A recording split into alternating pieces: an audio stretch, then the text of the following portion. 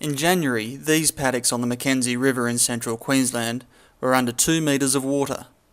But rather than stew on the damage done, GRDC-sponsored climate champion Colin Dunne has bounced back quickly thanks to good on-farm practices. Mr Dunne, who crops 2,200 hectares at Duringa amid a much larger cattle operation, is now spreading the word to help other producers better cope with the vagaries of the weather.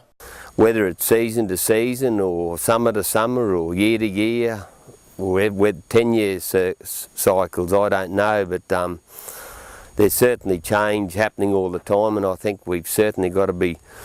right on the edge to capitalise when it happens. The adoption of controlled traffic and minimum tillage techniques has significantly improved the moisture holding capabilities of the black, vertisol, floodplain soils. The rotation of crops is critically important, and the biggest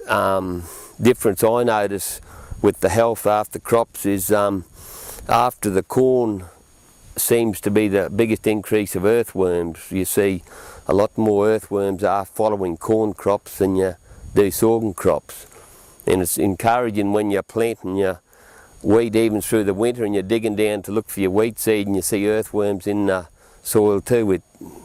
makes you feel good. Mr Dunne crops both in summer and winter, producing sorghum, corn, wheat, chickpeas and mung beans, which are planted not according to market forecasts but on the basis of soil and seasonal conditions. No, this winter's been quite dry, but because we're able to retain that earlier rain in February there and the flood, we were able to plant all this country, and where my mung beans were harvested, because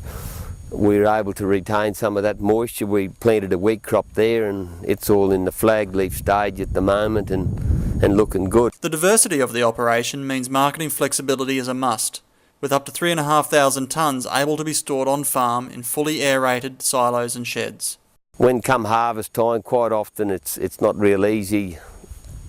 for some reason or another, whether it's a weather event or whatever, so I'm able to store it on farm and manage it, and if it's a bit higher moisture I can still manage it up there, and then when the dry stuff comes I can easily get rid of it, and